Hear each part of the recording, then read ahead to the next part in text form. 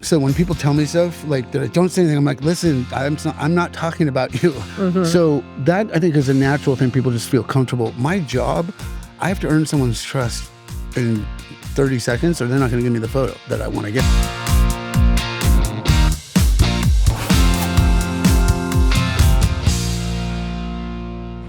Howdy, y'all. I'm Elizabeth Gore. Welcome to The Big Idea from Yahoo Finance, the show that navigates the world of small business and entrepreneurship. All businesses start with one light bulb moment, and I'm going to take you on a journey with America's entrepreneurs. As the co-founder of the small business funding platform, Hello Alice, it has always been my mission to help ensure entrepreneurs have the tools they need to live the American dream. We're going to get between the spreadsheets with those operators to flow from their smallest failures to their biggest successes. So let's cowboy up. Today's big idea question is, how do I build client trust? Our industry is photography. Joining me today to talk about this is award-winning Hollywood and environmental photographer, Michael Muller. Michael is a dear old friend who gave me so much of his time shooting stories for refugee camps when I was supporting the United Nations. He is a renowned photographer, most known for his celebrity portraits as well as his shark photographs and soon-to-be horses. We have a joint passion about the power of horses around the world. Michael's been featured in Vanity Fair, Entertainment Weekly, Rolling Stone, and Esquire magazine, just to name a few. He's done the most famous promotional photos for Marvel movies to your favorite actors and singers. Michael is familiar with working intimately with all different types of people and personality. There's no one better to help us answer the big idea question, how do I build client trust? Let's talk to Michael. Michael. Yes. We met on Kilimanjaro. And the whole big dream. idea question today is, how do you build trust? And there was something about you that Don't lie. Immediately, but immediately, I don't know, there was this trust element with you, because I then took you to where I think the most vulnerable, important people are in refugee camps. And you would sit on the ground, actually have a conversation. The camera was second. So tell me about building trust. You know what's weird is that I'm a vault. So when people tell me stuff like that, I don't say anything. I'm like, listen, I'm not talking about you. So that I think is a natural thing. People just feel comfortable. My job, I have to earn someone's trust in 30 seconds, or they're not going to give me the photo that I want to get. How do you do that in 30 seconds? Well, the first thing I do is I don't talk to them or treat them. I talk to them the same way I'm talking to you. You know, because they pretend to be someone else and have won a couple gold statues, or they sing up on a stage. That doesn't impress me, really. You know what I mean? Like, I was with a shark yesterday that's 20 feet. That impresses me. Yeah. So I know that helps a lot, because that lets their guard down, because I don't want something from them. You know what I mean? So to speak. But so there's that. There's looking them in the eye and being sincere. One, in the confidence of what I do.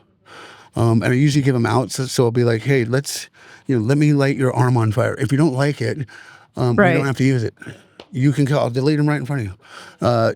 Lindsey Vonn, who I'm shooting tomorrow, we did a cover shoot 2 covers ago, and she was topless.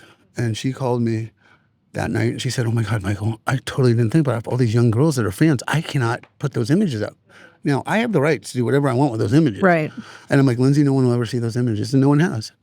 When I was, in my early 20s in Hollywood, I had numerous actors and very, doing drugs and all that stuff. Could have made that quick buck at the Inquirer, but I didn't. You don't last long. I guess it's that principles, ethics, and I hate liars. I hate lying. Yeah. You know what I mean? But yeah. So it's just like, I think people either trust that intuition kicks in. You just said something I want to capture, and it's very indicative of our relationship over the years, is you surpass a short-term win for a long-term relationship. And that seems like it would be better for business, though, doesn't it? Yeah, it does. And that's why I don't like usually having partners, because people are greedy and they are impatient. Not everyone, but a lot of people. And you see that, I think, in business. You see it in entertainment. You see it in everywhere. You see it, people, it's like the lottery. They want the payoff, but they don't want to do the work. So in my opinion, nothing good comes quick. It's like you have to earn. You don't appreciate it if it does. All right, Michael. So what is your top pieces of advice to establish trust quickly? I think you come in with respect. I think that you look people in their eyes. You never start off with any excuses about your business. Hey, don't listen to this, but like people are like, don't my portfolio. I'm like, you know what? You're telling me that it sucks right off the bat. So don't like I said, fake it till you make it. Like you have the best product, whatever it is, it's the bomb. No, Linda Clemens, who she's actually the top body language expert in the world, was on, and she said it's surprising how many people don't look at each other in the eyes. Yeah. And that's the number one thing. So what would you tell an aspiring photographer then if they're getting into the business, they got chosen for that one shoot that's so exciting? What is their first client interaction? What would you say? What I tell aspiring photographers, or musicians, whatever, is you got to shoot, and then shoot some more. And you should probably get rid of the digital camera and go buy a roll of film. So every photo is $3 because that's how I learned. So you don't just, you have to really frame. Right. Look at color, look at directing, all that, because I'm going to say that to myself when I'm pitching investors or whatever, shoot, and then shoot some more. Yeah. Right. I mean, because you're not going to get it right. It's going to. Well, you're never going to graduate. You're never cross the finish line. I mean, there's some truth about 10 years. You want to master something, but that's 10 years of, continuous. Look at all the musicians that, the greatest guitarists, they sat in a room for 9 hours a day playing the guitar. Right. They didn't go to the music college of whatever. Right. I'm a true believer in the arts. You don't learn it from someone that really didn't make it themselves. Yeah. What is if you're a trust builder, what's the fastest way that someone would lose trust? Lie. Yeah. I knew you were going to say that. Lie. Yeah. And if you do, you better fall on the sword and do not make any excuse. I got caught lying because I was trying to impress. And like, hey, look, I got it all done. And I realized, and I just fell on the sword. I'm like, there's no excuse. I'm so sorry. Never happen again. Like, you think you're doing the right thing. Like, you fall on the sword. Do not make any excuses if you get caught. And if you might have a chance of keeping that business partner by doing that, otherwise you're done anyways because they're never going to trust you. Well, we make mistakes. And on this show, we talk about the dirty unicorn. Our biggest mistakes. Do you have one in business? I have 4 dirty unicorns down in the car waiting for me right now. That makes me so happy. Do I have a what now? Dirty unicorn. So what's a mistake in business that we can all learn from that you've made? I haven't made any mistakes in business. Yeah. Just in my love life. I mean, without getting into detail, making assumptions. Mm-hmm. Making assumptions. Your dirty unicorn is making assumptions. Making an ass of you and me. Yeah. It's a dirty unicorn. So I'm going to make an ass of you and me. I make assumptions. I assume that you know what I want you to do. I assume you, my employee, there's just assumptions. Stop making them. Yeah. Talk. Yeah. Make sure you're clear. Actually, that's super important because I think sometimes we just get agitated or pissed or just walk away and we assume what either our boss, our employee, or our partner is thinking, and we haven't even talked about it. Or you assume they know why you're walking away and why you're mad. Right. And they're like, what's your problem? Yeah. Yeah, because we don't communicate. Yeah. People just, have you ever played telephone? Have you gone to therapy with your husband? Telephone? What did she say? What did he, communication is key. Key. Yeah. No assumptions. Having trust and having a successful business, a successful relationship. Yeah. Talk. Yeah. Talk. Say, hey, did I hear you right?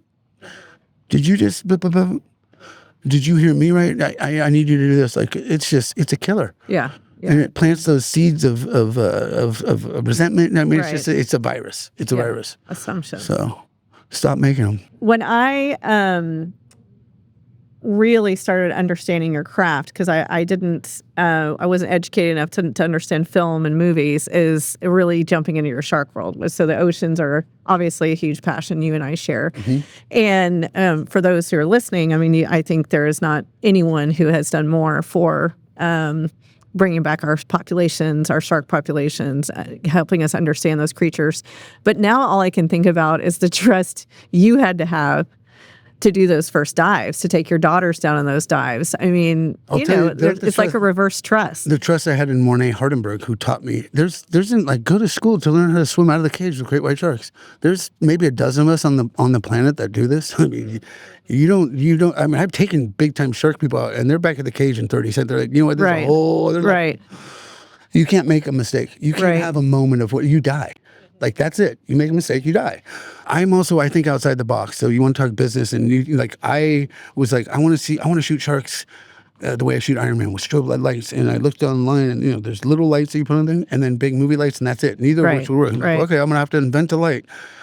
which I did. And when you're in that process, just like if you want to start being a realtor or you want to start a business, you're going to hit eventually, inevitably, you're going to hit that place where your head's going to say, who do you think you can't invent a light? You're not an engineer.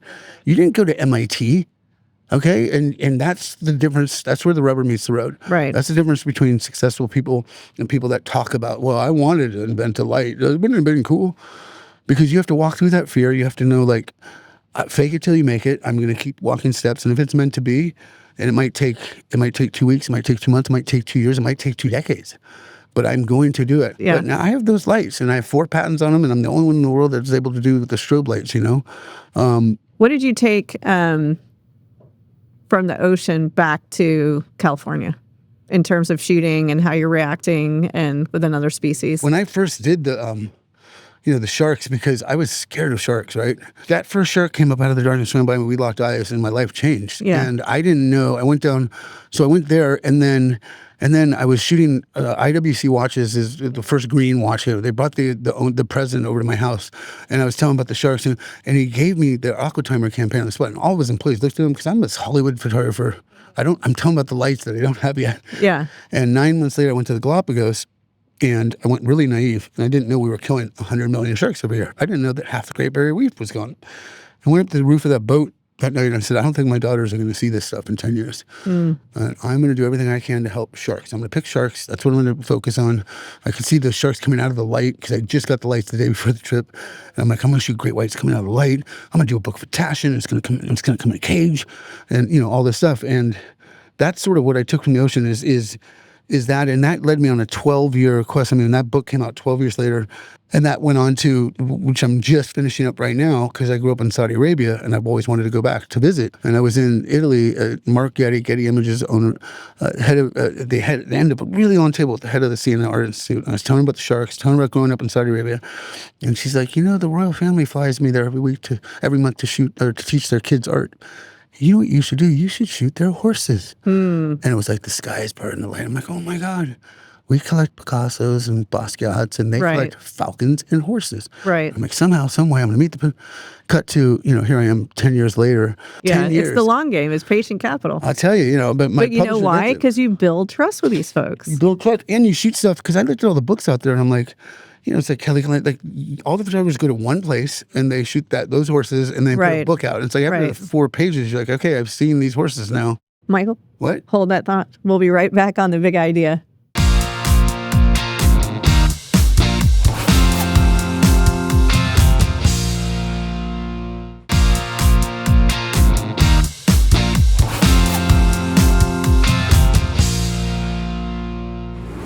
Howdy, y'all. Welcome back. I'm Elizabeth Gore here with Michael Muller and talking all things awesome photography. We talk about building trust with the Hollywood elite, but you suddenly pivoted, and I saw this, 20 years ago we met in our refugee camps, but you now had to build trust with some of the most closed off people on the planet that never let folks in to see their world. Tell me a minute about that. And is that a different way you're building trust? No, I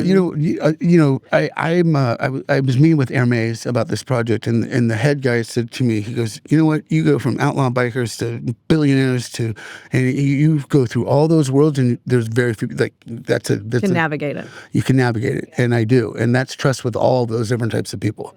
So we call Lindsay Adaria, who's a New York Times photographer. She's been kidnapped twice by the Taliban. I'm like, Lindsay, you have handlers in Afghanistan? She's like, yeah. And I'm like, she's like, why? And I'm like, because I want to go and shoot their horses for my horse book. And she's like, okay, let me call you back. And so she calls me back an hour later. She's like, okay, I got you a guy. He just got 2 female CNN reporters in to interview the town. I'm like, if he got female CNN reporters and he's the most expensive. I'm like, that is exactly who I want. Right. So I call him on a Friday, WhatsApp him, and he's like, you need to send letters to the head Taliban explaining what you want to do. They're all in Qatar.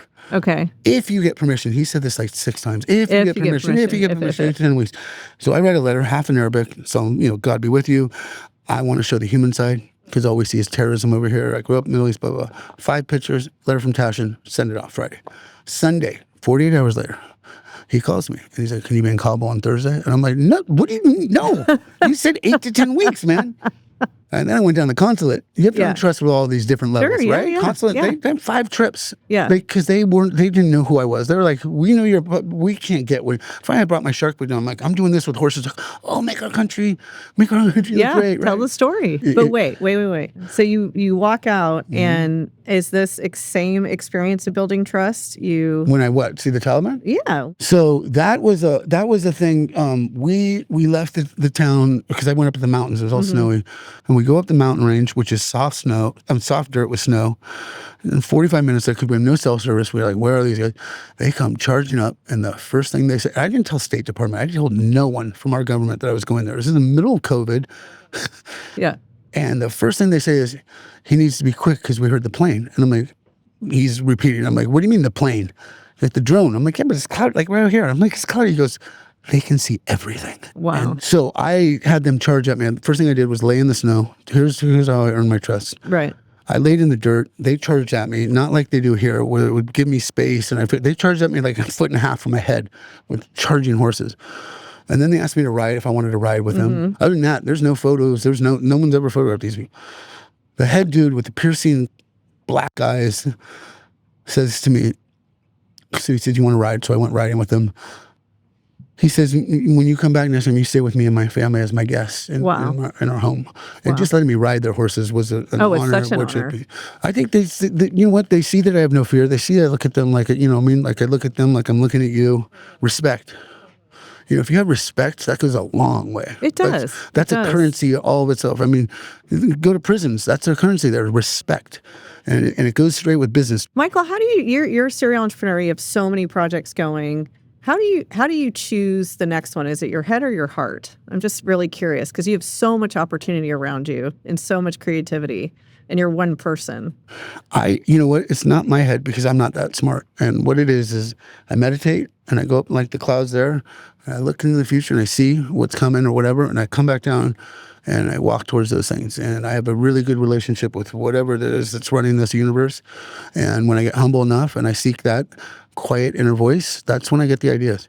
Because they don't come from me. They do not generate from this knucklehead. And then I go do them. Because I think ideas come to 8 people at the same time at once. It's something like that on the planet. As a person who I know is in literally a million places, but also in your mind, how do you not burn out? Sauna, ice heat, going to ice bath, meditation, breathing, taking care of myself, having fun, don't have fear, don't stress, or very little of it. Chase women to make the world go around. And have 3 daughters. Yeah. I mean, that's just like, I mean, listen, this is what I always say when I'm at the store and I'm like, how you doing? Oh, I'm not sure. I'm like, listen, so I know any one of those people down at Cedar Sinai will trade their left arm to be either one of us right now. So if you're in a place of gratitude, that your head can't occupy that victim place. They can't do 2 things at once. Attitude of gratitude, you're going to be happy, healthy. I always say I'm going to outlive you all, and I'm a dumpster. Like what I put in my body, and I will still outlive all of you because I'm happy and I don't stress. I love it. It's the one killer of everyone. And think about stress with business, because people and all the stuff people stress about never happens. Yeah, that's so true. 95% of it never comes to me. Yeah, it's a debt that people pay, and it's not owed yet. You know, the present, the gift is the present. Yeah, yeah. You know, the future doesn't exist. The past doesn't exist, which means you're standing in something that really doesn't exist. Lisa, who owns the apothecary, was on the show, and she said, "Why don't think of your life as a plan? Think of it as your eulogy." And I thought that was so beautiful. It's like, what do you want people to say when you're dead? Not like, what's your resume? Right. I just thought that was very powerful. When it comes time, you're not like, hey, bring me my Oscar, bring me my resume. Yeah. No, you're like, we want to be around the people you love. Yeah. Yeah. Which is probably the other thing with business. I had 2 studio execs and another photographer tell me that it goes so fast. Do not miss. They miss their kids, their first kids. And that just rang true to me. And anytime I went on vacation, the biggest jobs in the world would come up and I'd say no. Yeah. Because I knew I'd never get the time back. So, you know, I think that workaholism, I'm a workaholic myself, but I have found a way to do the balance. And if you have kids, it goes so fast. So and you're balance. A great dad. Yeah. And listen, all the money, you don't take any of it with you. Yeah. You don't take any of it with you. Yeah. And we are in this society.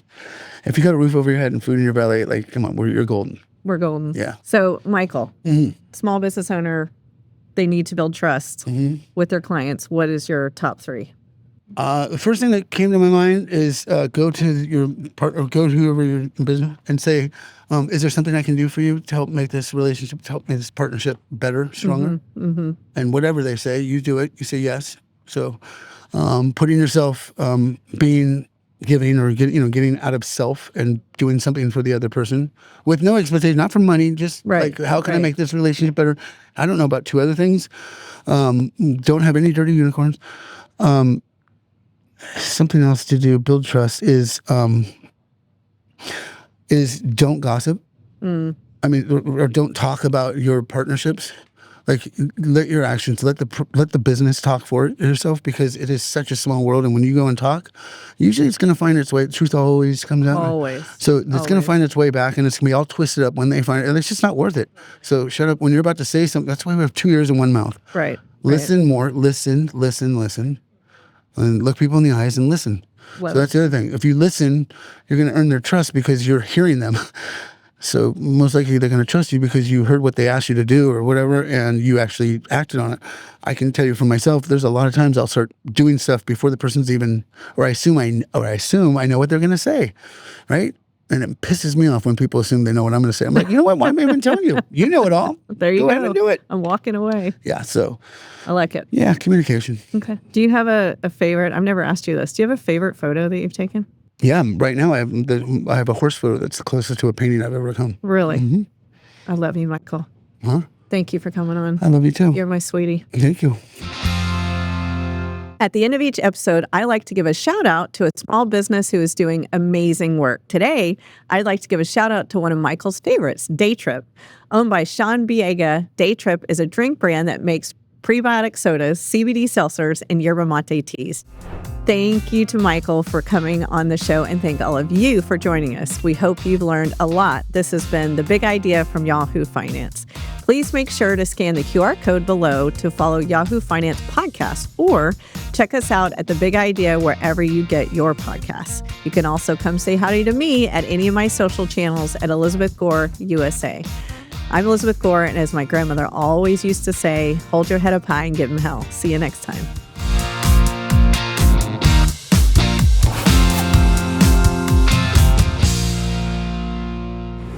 This content was not intended to be financial advice and should not be used as a substitute for professional financial services.